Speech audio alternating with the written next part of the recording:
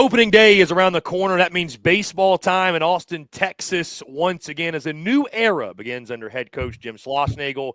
Joining us to talk all things Texas baseball heading into the 2025 season, Joe Cook, the managing editor of Inside Texas, and On3 Sports affiliate covering the Texas Longhorns. Joe does a fantastic job talking all things Horn sports, and again today breaking down Texas baseball. Joe, what's going on, man? Appreciate you taking the time and excited to chat with you today. I'm good. Thanks for having me on. It's February, and if you're a junkie, you know that means hardball season's right around the corner. So, Joe, I want to first start. I mentioned Schloss, obviously, a new era of Texas baseball begins. David Pierce out, Schlossnagle in. Just talk about the excitement he's brought to the program. Obviously, last summer, the way things went down, it was probably one of the craziest, if not the craziest, college baseball story we had ever seen. But Texas, Chris Del Conte gets their man. And it looks like since then, really, I think the countdown since that point has been on for the 2025 college baseball season. Just, again, talk about the new energy, new excitement, the new era, and obviously high expectations coming for that as well. Yeah, you mentioned David Pierce, and you can go back to what he did during his time in Austin. He's taking over for maybe the best coach in the modern era in Augie Garrido, but a coach who had let the program dip below its standards over the final couple of years in 15 and 16. So he comes in, he has a solid first year, reaches Omaha in his second year, has a disastrous 2019. 2020 is cut short. The team looked good, 14-3. Things fizzled out. They come back in 2021, probably his best team there, make it to Omaha, make it to the Final Four, fall short against Mississippi State, that team that eventually won it all. Go back in 2022, kind of a flawed team, as odd as it is to say about a team that goes to Omaha, but that was very emblematic in how they went 2-Q again. 2023, one of the more heartbreaking losses in Texas baseball history. Dylan Campbell, and I think the outfielders get it lost in the lights. And then 2024, they don't make it out of the regional round. And by that point, you look at the results on the field and think like, okay, it's still good. It's still approaching great. But when you operate at a place like Texas, where about literally half of the seasons have ended in a trip to the College World Series. And even so, and ever since you got to the super regional era, I think in 99, they're making it at a very steady clip. I don't know, 50%, but, very regularly, to just not really come close. And you combine that with people just kind of getting tired of the David Pierce era. I know he was highly paid, but a couple $1 million isn't much to Texas. And so they said, you know what, it's time for us to make a move. And I don't think they would have made a move had Chris Del Conte, a longtime TCU athletic director and a very close friend of Jim Schlossnagle, been the athletic director. And also Jim Schlossnagle being right down the road, right there at the big rival, and making it within this far away from a national championship for Texas A&M for the first time in a men's major sport since World War II. So I think all that combines to a lot of big excitement. If I remember correctly, Schlossnagle was always number one. If there was a plan B, I think it was still Schlossnagle. I think plan C was maybe to give Tennessee a call. But I think they understood that probably wasn't going anywhere. But they also knew Schlossnagle was coming. I think Chris Del Conte was very confident that they could get that guy. And Texas fans are very familiar with him. I think it was either 2010 or 2011. I think 2010, there's a famous Austin Super Regional where TCU finally broke through. They finally get past Texas. And they celebrate on the Longhorn at the center field of Dish Falk Field when they're going to Omaha. And that was a Schlossnagle team. And Schlossnagle was a regular member or regular attendee in Omaha with TCU. So they know who he is. They saw all the successes. They saw Texas A&M become a nationally elite team with an elite roster. And I think these diehard Texas baseball fans, of which there are many, Like you could argue that as far as Texas goes, that's sport number 2. They see that and they understand, okay, this is a guy who can really, really elevate the program, especially in a time when it needs to be elevated, not just from where it was from, it really good, but also when they're going to be facing elite team after elite team after elite team when they're in the SEC.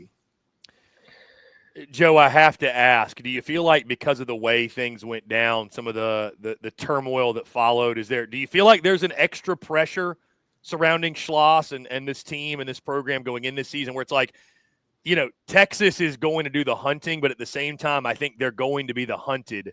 Obviously, we can talk about what the series will mean down the road when the Aggies come to town, but I just think it's a really, really fascinating dynamic with, Jim Schlossnagle.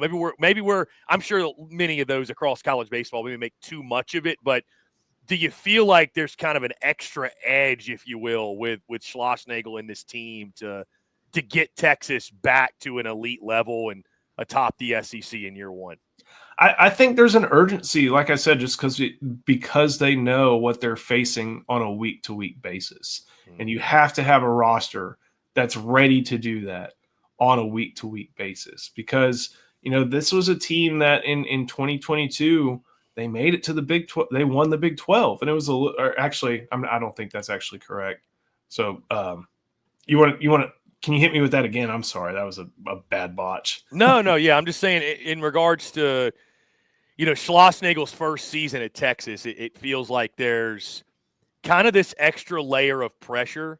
There's always pressure at Texas, but because of the way things went down last summer, and I don't know, it kind of feels like people are going to be coming at Texas a little bit. I don't know. Maybe I'm reading too much into it, but we know the big storyline, Schloss's first season at Texas, Texas A&M's preseason ranked number 1. Maybe that adds. It's to me the rivalry dynamic that adds pressure to Schlossnagle in his first year there in Austin, because there's this desire to get Texas back to an elite level, but then you also factor in right.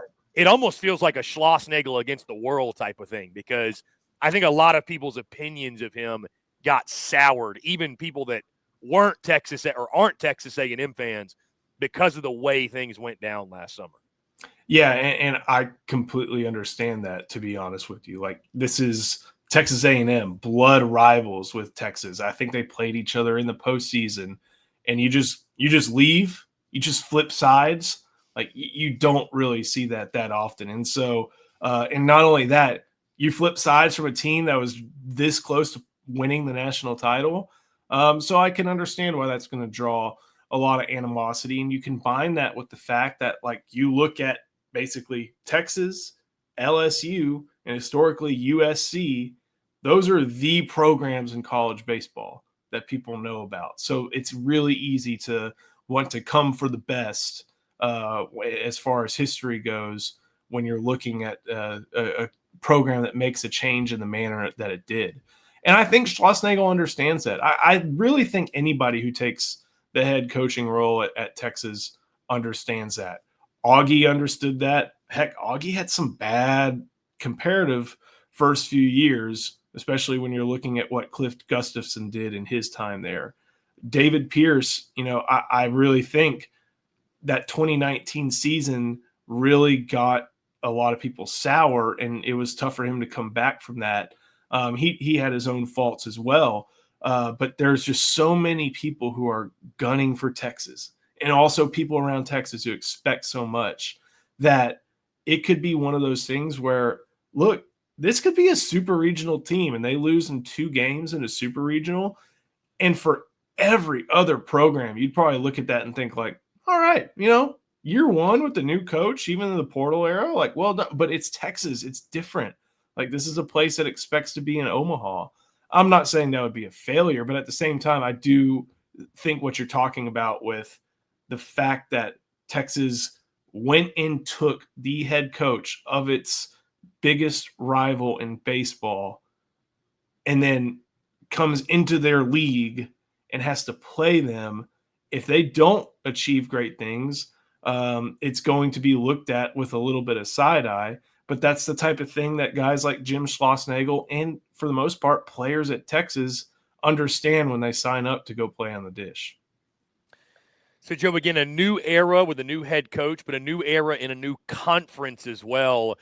You know, everybody when Texas and OU joined the league thought about the football side of things, but I was one as a big baseball guy, basketball too, but certainly from the baseball perspective, you know, that thought about what it meant on the diamond. Just can you speak to, and again, I'm sure you can because you're as close to the program as you are, the excitement level within the program, within the fan base to join what is understood by, I think, everyone to be the best conference in all of college baseball, and it just got even better adding in Texas and Oklahoma. Yeah, there's a ton of excitement. The dish, I think, holds about, if it is packed to the gills, holds about 8,000. And I would be shocked if on some of these big conference weekends, when you see some teams with single digits by their names coming in, especially some old rivals and some really good old rivals in Texas A&M and Arkansas, when that happens, if you don't see it packed to the gills again. Texas, like I mentioned, baseball, you know, everybody kind of makes the swimming jokes every now and then. Baseball is the number 2 sport at Texas, and that's not to slight swimming, but it's swimming. It's not occupying the space that baseball does, and as a result, super high expectations. And I think one of the things that's going to be really cool about Texas going to the SEC is they bring that tradition and they bring fervor and they bring a program that really, really cares about putting the burnt orange in Omaha.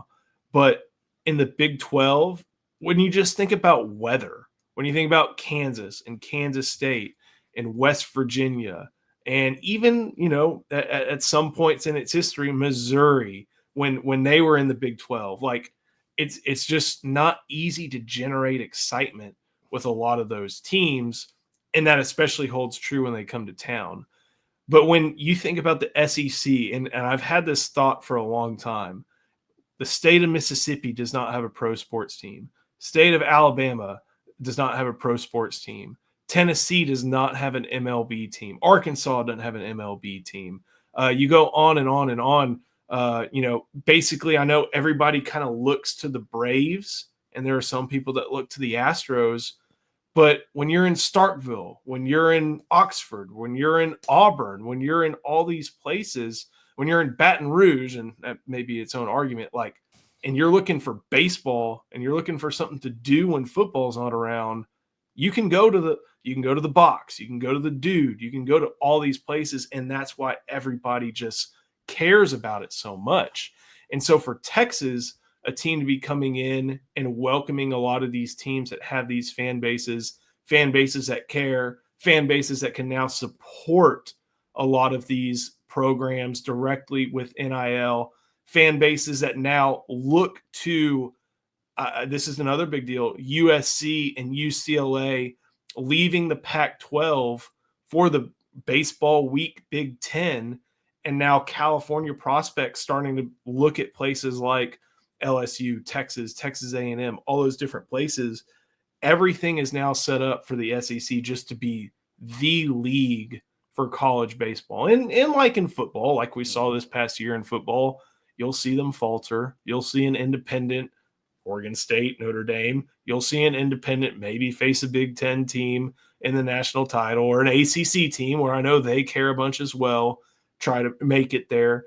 But all these different factors between basically the Astros and Braves being it as far as MLB teams across the conference, fervor, the fact that they have these big ballparks, the fact that prospects are flocking there, and now or at least one of the most historic programs in Oklahoma is historic. It's won 2 national titles as well.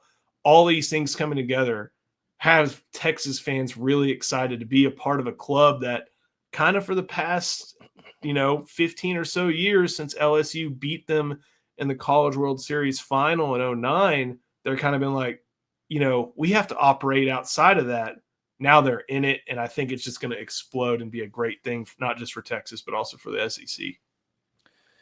So, Joe, let's turn our attention to this Texas ball club. I want to start with the lineup, and we'll get to the pitching staff as well. But the lineup is what's going to be the strength of this club, or expected to be at least. And when you look at guys like Jalen Flores, who had 18 bombs a season ago, Max Ballou, who did the same thing, 18 homers, You can see why. Again, you return a wealth of experience here. Guys like Winfield, who hit 10 homers, Gasparino, who hit 12. Your catcher, Galvan, is back, who hit 8. Schussler at first, who hit 10. Might have a freshman starting at the hot corner, Adrian Rodriguez. But when you look at this lineup, Joe, the theme is power. There's going to be a lot of power in this lineup. Talk about your expectations for the lineup and what you think the Longhorns will look like 1 through 9 going throughout this season.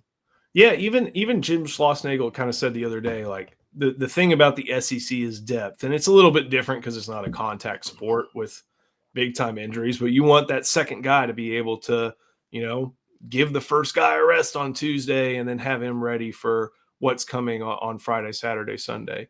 But the guys you mentioned, Flores, All-American, Ballou, Big 12 Player of the Year, and Gasparino, somebody that I know Texas was extremely excited that stayed even despite the coaching change. Those are guys that are going to be real cornerstones in this lineup. They brought in Winfield, and I think that's going to create a really, really strong outfield for the Longhorns, maybe even the strength because of the experience they have there. And there's a lot of real estate to patrol at Dish Falk Field. It's always been a pitcher's park. One thing David Pierce did before he left was he brought in some of the fences, and he helped it turn into a little bit more of a hitter's park. And that's brought some power hitters to the Dish that maybe used to not want to show up there. So that includes a lot of those home run numbers you're talking about. I'm really curious to see what style of offense Schlossnagle utilizes. Pierce was not afraid to do everything. When you have Ivan Melendez, you hit the long ball. When you have Skylar Messenger, when you have Murphy Staley, you hit the long ball. But he wasn't afraid to play a little small ball with some of the speedy guys he had, like Mike Antico, and even at times like Trey Faltini. So I'm really curious to see what happens there. But when I'm looking at 5 guys in this lineup who have gap power, and maybe even 6 to 7 if you had Schussler and Galvan behind the plate. Part of me is going to think that Schlossnagle is going to be like, you know what? Bunting needs to be situational. So I'm really looking forward to seeing this offense. The big thing is going to be some of the inexperience. You talk about Rodriguez, young guy. You talk about Ethan Mendoza. I can't remember if he's a transfer or not, but still first year playing at Texas. First base is going to be a little bit of a question. But the experienced bats are going to provide some pop. It's the inexperience where you have some concerns about maybe the defense and what they bring to the table as far as what they present into the lineup. Now, Joe, the pitching staff, that is the big question when you take a look. A lot of transfers, a lot of new faces. The projected starting rotation, 3 of the 4 guys are new. It looks like Jared Spencer, the transfer from Indiana State, is going to be the ace of this staff. Was really, really good for the Sycamores, 6-0 with a 4.08 ERA. Luke Harrison does return, expected to slide to the weekend rotation in that number 2 spot. But you've got Cade Bing coming from McLennan Community College, Grayson Saunier coming from Ole Miss, even your closer, Ruger Rojas coming over from UTSA, who was really good with them. But it's a lot of new, it's a lot of uncertainty, and it does seem like, fair or unfair, Joe, that this is going to be the biggest question mark surrounding this Texas team in 2025. They're going to swing it. Can they pitch well enough to meet the expectations? Hey, you know what they call the Texas pitching coach? You know what his social media handles are? It's the arm farm. When you look at what Max Weiner is trying to produce at Texas, and he's going to have his work cut out for him. Spencer, yeah, like you mentioned, looks like the guy leading the way on Friday nights. Luke Harrison, really kind of a comeback story on Saturday because he was someone I think he had Tommy John earlier in his career, and there was hope, but there wasn't much evidence that rewarded that hope in the last couple of years. But now it sounds like he's had a great fall and early spring. I really am curious to see how they handle that 3rd spot. Ace Whitehead was thrown into that role very often last year, but I think if you look around the SEC, you're not going to find a lot of 3rd pitchers like Ace Whitehead. But he's a very quality relief pitcher. guy who can get you some innings as a lefty specialist. Max Grubbs also was someone who delivered some quality innings last year and could contend there. But yeah, Bing kind of seems like the guy who's going to be there in the third spot. Pitching is going to be, stop me if you've heard this before about a college baseball team, but pitching is going to be really what determines a lot about this squad. I am excited for Riojas just because there's been so many problems in the past few years for Texas at the back end of the bullpen. And I know it's very different in college baseball. If you're in the MLB, you go buy your bullpen. If you're in college baseball, that bullpen's guys you're kind of, for the most part, guys you're bringing along maybe for roles in a couple of years. It's tough. It's tough when you do that because you hope that starter can get 7 innings and you only have to use like 2 guys. But Riojas is one of those guys that you can really trust there at the back end to end some games. And it should be really, really exciting for Texas to have somebody like that, especially a program that's seen guys like, I know I'm going to skip over a ton, but like Houston Street just going way, way back. Corey Knable. Man, I'm missing the guy who was in 2005. But this is a program that has a lot of great relief pitchers and closers in its history. And maybe they'll get something similar from Riojas. Joe, a lot of experience, but a lot of newcomers on this team, both from the portal and youngsters being freshmen as well. Give us one pitcher and one hitter that to folks outside of Austin or maybe unknown commodities that you think will turn into maybe household names by season's end. I think Winfield may be your hitter. I know as the ULM transfer, I think he hit a lot of home runs last year, was a real power threat, and was one of those guys who just, surged onto the portal, and Texas made their case to him and said, hey, we've got somebody in Porter Brown leaving, and we have a hole there in left field. We need somebody to take over. They found him.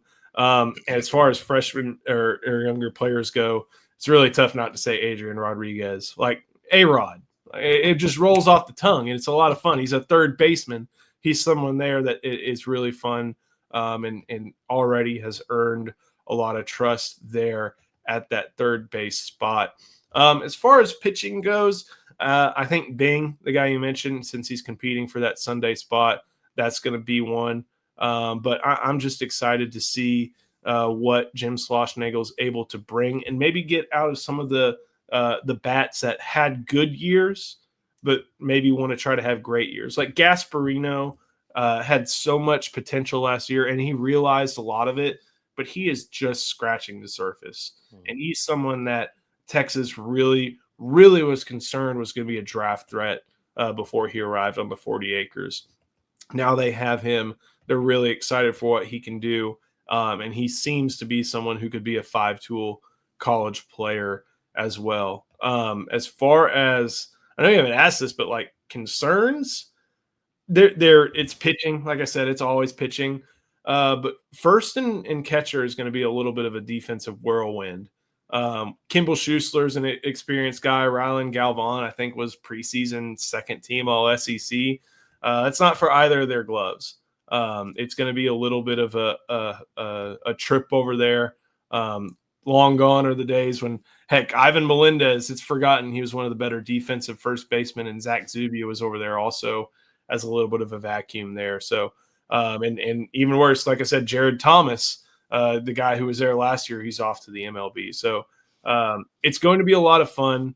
Going to be a lot of very promising players. I think Texas has the NIL thing in order and also still in a position to be elevated, to be continually competitive for top portal players and for top high school prospects. But it's a team that, is elevating itself from the Big 12, but also coming into maybe one of the more competitive leagues, not maybe one, the most competitive league in college baseball. It should be a lot of fun to see how it all comes together in Jim Schlossnagle's first year. Joe, I'm going to ask you what I feel like may be a silly question. So if it is, forgive me. Realistic expectations in year one of Jim Schlossnagle? Are there realistic expectations, I guess is a better question. But in your mind, what would be a successful year one outside? Is it the obvious, which is getting to Omaha, or like how do you quantify what success looks like in his first season there? I'm pretty straightforward with how I grade Texas baseball seasons, in that, man, you got to be in the super regional. Like there's nothing that should prevent the Texas Longhorns baseball program, aside from a epidemic of Tommy John, from making it into the top 16 every year. And I know that's going to be even more difficult in the Southeastern Conference. Like I know that on a week to week basis, you're going to get Sunday guys the quality of arm that were Friday guys in the Big 12. You're going to get 7-hole hitters that would easily function as 2-hole hitters in the Big 12. But at the same time, like, this is Texas. You think you're getting Jim Schlossnagle. You're getting in him one of the top 5, if not the top coach in college baseball, based off his track record at Texas A&M and TCU. And you have a very, very strong portal haul and a good base with which to work with. You have a conference player of the year on your team who's going to be a cornerstone in your lineup. You have an All-American at shortstop. Like, there are so many reasons here, along with the support that Texas is going to have for these games, along with history, as to why there's no reason this team should expect anything less than making the super regional. We'll see what happens. I know a lot of Texas fans even elevate that to, like, oh, they got to host, or oh, they got to be a national seed, and I understand that. But I also think baseball, there's a lot more random, every single 20 seconds is a random event. It's tough to get to Omaha. It's tough to get to the top 16. But when you're a program like Texas, you have that expectation of being in the top 16, making it there, maybe even hosting that top 16 game. And I think even if they fell short, that doesn't mean the season's a failure. I don't like operating in that binary. But I also don't think, if you're Texas, you should expect anything less, not only for the money you're paying them, but also for what you did to go get them in the conference you're entering in as part of being one of the most historic programs in college baseball. So, Joe, on that note, in your mind, if Texas is going to meet the expectation, let's say maybe even exceed it and get to Omaha, in your mind, what has to click for this team this season? As odd as it sounds for a Texas baseball team, I really think it has to be the defense. We've seen a lot of Texas teams, field, and I know fielding percentage can be problematic, but when you put it across a team, across a season, it usually works out. And when those Texas teams field their position and they don't allow infield hits and things like that, especially on the all-turf environment that the Dish is, it usually bodes pretty well. And it can cover up some of the stuff from pitching that may not be up to snuff. If you have a lot of pitchers that give up contact, well, if those guys can make those plays or track those fly balls or things like that, it helps out a little bit. And to David Pierce's credit, maybe not as much as Augie Garrido, but he definitely emphasized defense as much as he could with the talent around him. I know Jim Schlossnagle cares about defense, but when I look at the guys who are at first and the guys who are at catcher, not just with his mitt, but with his arm, a lot of me thinks, okay, this may be a place where Texas tries to, or where teams try to take advantage of Texas. I think the bats are going to come around. I think the arms, especially with what Max Weiner has done, not only in his professional career, but also at Texas A&M, they're going to figure out what they need to do, even if it is thin. I'm a little concerned about the defense just because I don't know anything about it. And that's something that, you look around, you may see a game or two where a soft throw to home plate nets a second run, and that's the difference. I just don't know what that looks like yet. But that doesn't mean I'm really, really concerned that it's going to be bad. It's just a very big unknown for me. Joe Cook of Inside Texas, the managing editor of Inside Texas, one of the best Texas entities out there. And again, Joe, fantastic job. One of the best in the business when it comes to covering all things Longhorns. Joe, in case folks have been living under a rock, let them know where they can check out all your work this season. Yeah, we're at InsideTexas.com. We're part of On3 Sports. You can also find us on YouTube at Inside Texas Football. Bring it mostly football there, but we'll hit some baseball from time to time.